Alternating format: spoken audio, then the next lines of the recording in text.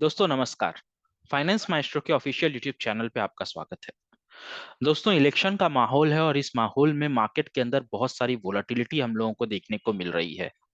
Nifty 22,800 का high बनाने के बाद फिलहाल 22,000 के लेवल्स पे सपोर्ट लेने की कोशिश कर रहा है। वहीं बैंक निफ्टी लगभग 50,000 को टच करके अभी फिलहाल 48,000 के आसपास आके फाइट मार रहा है। बैंक निफ्टी की अगर हम बात करें पहले तो बैंक निफ्टी के अंदर थोड़ी ज्यादा कमजोरी देखने को मिल रही है। बैंक्स में अगर आप देखोगे तो एचडीएफसी बैंक फिलहाल वापस से 1500 के नीचे इनफैक्ट 1480 के आसपास आके यहाँ पे ट्रेड कर रहा है। वेयर निफ्टी के अंदर अगर आप देखो तो रिलायंस 3000 को टच करके फिलहाल 2800 के आसपास आके ट्रेड करने की कोशिश कर रहा है। आज के इस वीडियो में हम मेनली ये बात करेंगे कि बैंक निफ्टी और साथ ही साथ small cap and mid cap index के अंदर आने वाले दिनों में हम लोगों को किस तरीके का मूवमेंट देखने को मिल सकता है। इंपॉर्टेंट यहाँ पे ये है कि इलेक्शन के इस माहौल के अंदर मार्केट में वोलेटिलिटी तो रहेगी, लेकिन आने वाले दिनों में यानी कि इलेक्शन के रिजल्ट के हम जितना करीब पहुंचेंगे 20 दिनों में आगे, यहाँ पे आपके लिए बाई ऑन डिप्स का अपॉर्चुनिटी बन रहा है या फिर आपको पैसा खाली करके रखना चाहिए, प्रॉफिट बुक करके रखना चाहिए। इलेक्शन रिजल्ट के बाद मार्केट के अंदर हम लोगों को जैसा कि मार्केट में अनुमान लगाया जा रहा है 15 से 20% की और गिरावट यहाँ से आती हुई दिख सकती है। 15 से 20% की गिरावट का मतलब होता है निफ्टी के अंदर लगभग 3 से 4 हजार का फॉल और बैंक निफ्टी के अंदर लगभग 8 से 10 हजार का फॉल। बड़ा नंबर है, डरावने नंबर है। इसका एनालिसिस करना हमें लगा कि आप लोगों के साथ जरूरी है, इसीलिए आज का ये वीडियो 4 इंडेक्स के ऊपर हम लोग डेडिकेट करेंगे। Nifty, bank Nifty, small cap और मिड कैप। ध्यान से वीडियो को एंड तक देखिएगा। अगर आप लॉन्ग टर्म इन्वेस्टर हैं तो इंडिया की ग्रोथ स्टोरी में हमें अब भी पूरा विश्वास है। लॉन्ग टर्म इन्वेस्टर्स आराम से बाई ऑन डिप्स करके चलेंगे। आपके जो भी स्टॉक्स आपने शॉर्टलिस्ट करके रखे हैं, चाहे वो पावर सेक्टर के स्टॉक्स हों, चाहे वो ऑटोमोटिव सेक्टर के स्टॉक्स हों या फिर आईटी सेक्टर के स्टॉक्स हों, आप आराम से बाई ऑन डिप्स करके चल सकते हैं। लेकिन स्विंग ट्रेडर्स और इंट्राडे ट्रेडर्स के लिए समझना बहुत ज्यादा जरूरी हो जाता है कि यहाँ पे शॉर्ट पोजीशंस के ऊपर कॉन्फिडेंस ज्यादा आएगा या फिर लॉन्ग पोजीशंस के ऊपर। चलिए और ज्यादा वक्त ना बर्बाद करते हुए सीधा हम लोग निफ्टी के चार्ट पे चलते हैं और समझने की कोशिश करते हैं कि निफ्टी यहाँ पे हमें किस तरीके का संकेत दे रहा है। तो दोस्तों यहाँ पे हमने निफ्टी का चार्ट लगा लिया है और अब अगर आप निफ्टी के चार्ट पे देखो तो हमने कुछ लेवल्स ऑलरेडी ड्रॉ करके रखे हैं। सबसे पहला जो लेवल यहाँ पे है वो 22,800 के करीब का लेवल है, जो यहाँ पे निफ्टी ने लगभग अपना ऑल टाइम हाई बनाया था। इसके बाद आप देखोगे तो नीचे यहाँ पे एक ट्रेंड लाइन हमने ड्रॉ की हुई है। इस ट्रेंड लाइन पे निफ्टी ने ऑलरेडी 5 बार सपोर्ट लिया हुआ है, 3 4 5, 5 बार सपोर्ट लिया हुआ है। लेकिन इस बार के सपोर्ट लेने में पिछले 4 बार के सपोर्ट से थोड़ा सा डिफरेंस है। क्या डिफरेंस है वो हम समझते हैं। देखिए, सबसे पहले यहाँ पे आपको देखना होगा कि इसके पहले हमने जब भी इस लेवल पे आए थे हम सपोर्ट लेने के लिए, हर बार हम लोग कंटिन्यूअसली हायर हाई फॉर्मेशन करने के बाद आ रहे थे। यहाँ पे हमने एक फॉर्म किया हाई, फिर यहाँ पे सपोर्ट लिया, फिर एक उसके बाद हाई फॉर्म किया, यहाँ पे हाई फॉर्म किया, फिर यहाँ पे सपोर्ट हुआ, फिर यहाँ पे एक हाई फॉर्म हुआ, फिर यहाँ पे एक सपोर्ट हुआ। लेकिन इस बार यहाँ पे अगर आप देखो तो आपको एक डबल टॉप का फॉर्मेशन होता हुआ दिखेगा। प्रॉपर यहाँ पे एक एम फॉर्मेशन है, डबल टॉप का फॉर्मेशन यहाँ पे आपको देखने को मिल रहा है। ड्राइंग पे मत जाइए, थोड़ी सी यहाँ पे गड़बड़ हो रही है ड्राइंग में, बट आप चीजों को समझने की कोशिश कीजिए। अब ये वाला जो सपोर्ट लाइन है ये आपके लिए एक बहुत ही इंपॉर्टेंट सपोर्ट लाइन है। अगर आप देखोगे तो आज शुक्रवार के दिन हम लोगों ने इस लेवल पे आके एक सपोर्ट लिया है। कल इस लेवल पे क्लोज हुआ था, आज हम इस लेवल को ब्रेक करके नीचे जा सकते थे, हम गए नहीं। इस लेवल पे हमने सपोर्ट लेने की कोशिश की है। अब ये वाला जो ट्रेंड लाइन है ना, ये आपके लिए एक बहुत इंपॉर्टेंट सपोर्ट की तरह काम करेगा। मेरा पर्सनल ओपिनियन ये है, मेरा सेंटिमेंट यहाँ पे नेगेटिव की तरफ रहेगा। क्यों? क्योंकि यहाँ पे एक आपको डबल टॉप देखने को मिल रहा है। दूसरा, अगर आप देखोगे तो पिछले बार जब हम यहाँ पे डाउन साइड मूवमेंट दिखाए थे तो हम कंटिन्यूअसली गैप डाउन होके डाउन मूव कर रहे थे। बट यहाँ पे आपको कोई भी गैप देखने को नहीं मिलेगा। ये एक प्रॉपर सेलिंग चल रही है फॉरेन इन्वेस्टर्स की तरफ से। और जैसा कि हम लोग अभी तक देखते आए हैं, जब भी फॉरेन इन्वेस्टर सेल करते हैं, यहाँ पे जो डोमेस्टिक इंस्टीट्यूशन इन्वेस्टर्स हैं वो पोजीशंस को आके यहाँ पे बहुत ज्यादा मैनेज करते हैं।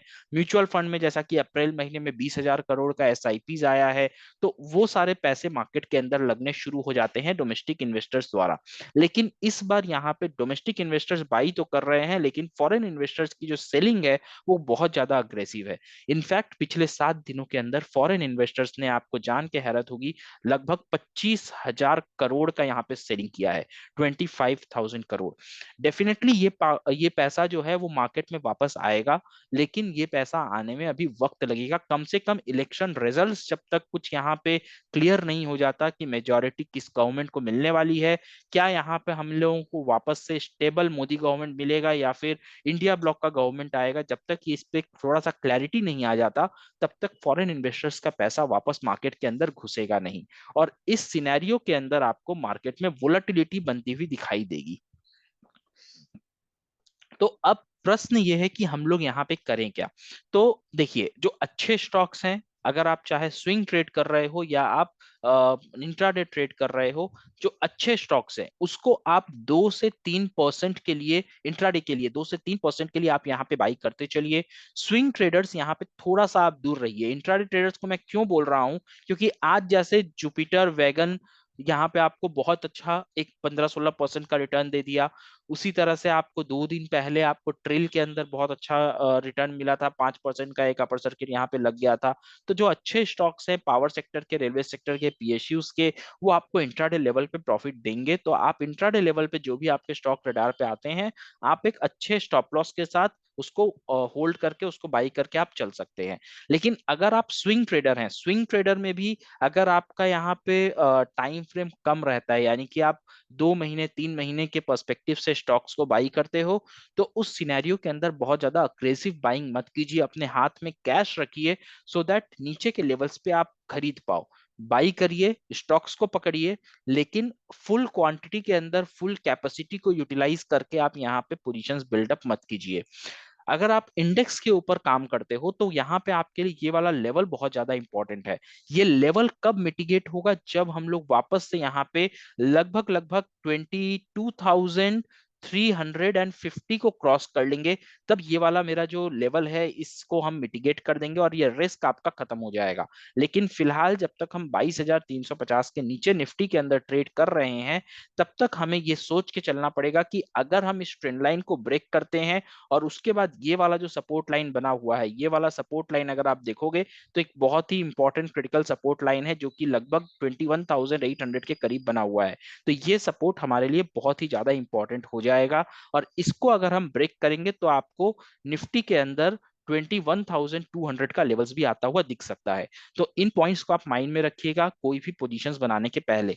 लॉन्ग टर्म इन्वेस्टर्स में बार बार कह रहा हूं, अपने सिलेक्टेड स्टॉक्स को, अच्छे स्टॉक्स को बाई ऑन डिप्स करते चलिएगा, क्योंकि इंडिया ग्रोथ स्टोरी पे पूरा विश्वास रखिए, हमें पूरा भरोसा है आने वाले 5 से 10 सालों में आपके अच्छे स्टॉक्स के में पैसे मल्टीबैगर होंगे। पैसे आपके कितने गुना बढ़ेंगे वो आने वाले दिनों में आपको पता चलेगा, लेकिन कम से कम 2 से 3 गुना आपका पैसा जरूर होगा अच्छे स्टॉक्स के अंदर आप इन्वेस्ट करोगे तो। चलिए, अब एक बार हम लोग नजर डाल देते हैं बैंक निफ्टी के अंदर। बैंक निफ्टी में यहाँ पे क्या हो रहा है मार्केट के अंदर। ओके, सो यहाँ पे हमने बैंक निफ्टी का चार्ट लगा लिया है। आप देखोगे तो बैंक निफ्टी के अंदर भी हम लोगों ने यहाँ पे एक पैरेलल लाइन में लेवल ड्रॉ करके रखा हुआ है।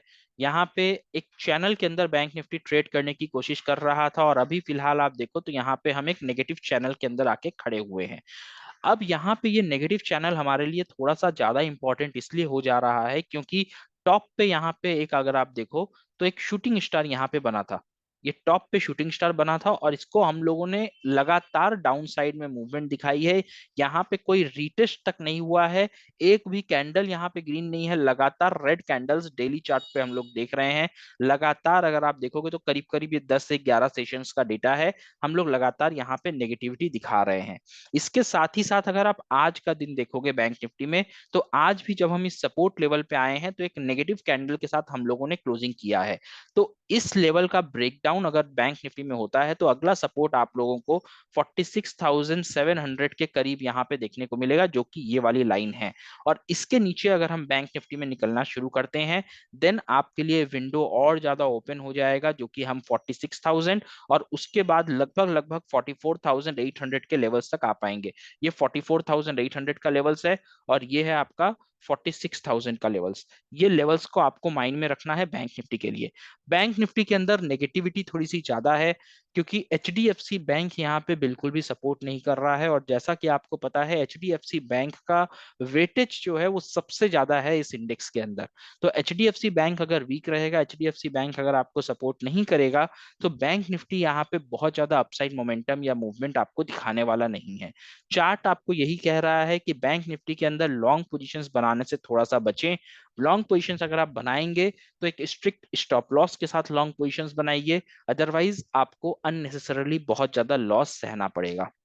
ठीक है। आई होप बैंक निफ्टी के ऊपर ये एक छोटा सा व्यू जो है वो आपको समझ में आया होगा। अब जो सबसे इंपॉर्टेंट है, जो लोग सिर्फ स्टॉक्स के अंदर काम करते हैं उनके लिए, small cap and mid cap index. Small cap and mid cap, सबसे पहले हम देखेंगे मिड कैप इंडेक्स। यहाँ पे मिड कैप का चार्ट लगा लेते हैं, CNX मिड, ये रहा मिड कैप 100 इंडेक्स। सो यहाँ पे भी हम लोगों ने कुछ लेवल्स ऑलरेडी यहाँ पे ड्रॉ किया हुआ है, अगर आप देखोगे।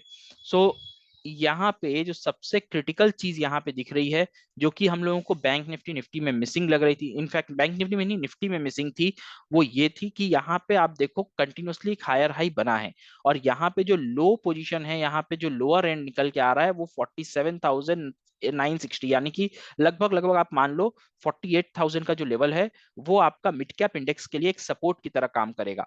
फिलहाल यहाँ पे ये वाला जो ट्रेंड लाइन है मिड कैप के अंदर, वो आपको एक बहुत अच्छा स्ट्रॉन्ग सपोर्ट की तरह तो देखने को मिल रहा है। इस सपोर्ट पे हम लोगों ने आज के ट्रेडिंग सेशन पे एक हैमर भी बनाया है, और इस सपोर्ट का अगर यहाँ पे ब्रेकडाउन होता है तो हम लोग आके यहाँ पे 48,000 के लेवल के अंदर यहाँ पे सपोर्ट ले सकते हैं।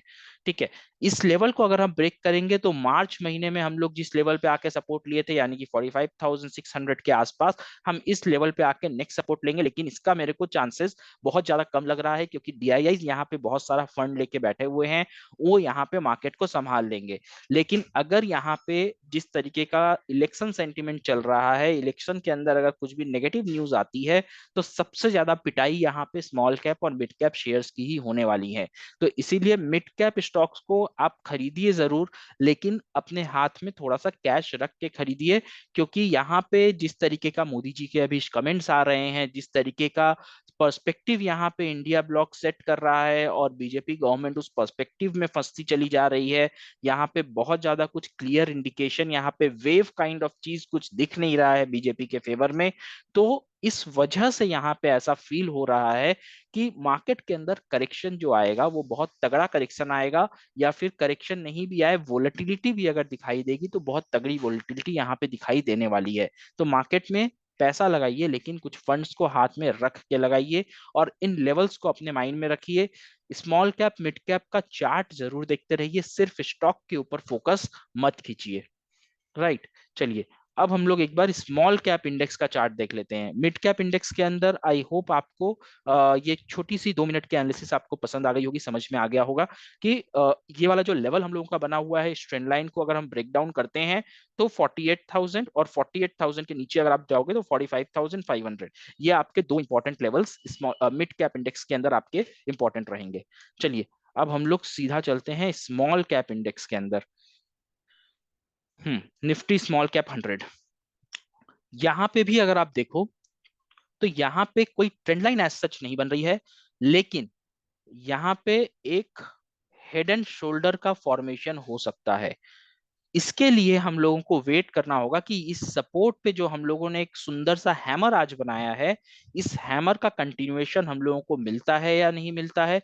और अगर मिलता है तो ये वाला लेवल कौन सा है? ये लेवल आपका लगभग 16,000, साढ़े 16,600 के आसपास का लेवल है। ये 16,600 का लेवल आपके लिए स्मॉल कैप इंडेक्स में बहुत ज्यादा इंपॉर्टेंट हो जाएगा, क्योंकि अगर हम 16,600 के पास जाके यहाँ पे कोई नेगेटिव सेंटीमेंट देंगे, तो यहाँ पे आप लोग को एक हेड एंड शोल्डर बनता हुआ दिखेगा, जो आपको फिर से वापस नीचे लेके आएगा स्मॉल कैप में।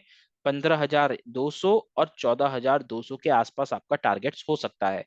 सेम एनालिसिस जो हमने मिड कैप में किया था, वही सेम चीज मैं यहाँ पे स्मॉल कैप के लिए भी बोलूंगा। कुछ बहुत ज्यादा डिफरेंस यहाँ पे है नहीं। सबसे ज्यादा पिटाई mid cap small cap shares में होती है जब भी मार्केट के अंदर वोलेटिलिटी आती है या फिर पैनिक आता है। इलेक्शन न्यूज पे अपना ध्यान रखिए, क्या हो रहा है इन चीजों पे फोकस करते रहिए। और स्टॉक मार्केट अभी तक जो इंडिकेशन दे रहा है वो बीजेपी के लिए बिल्कुल भी अच्छे दिख नहीं रहे हैं।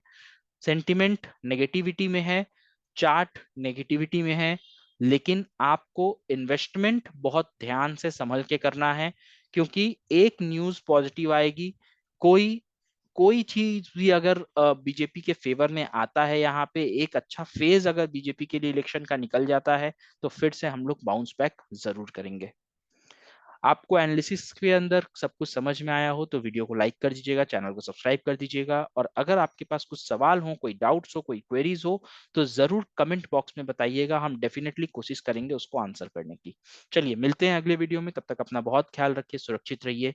जय हिंद, जय भारत।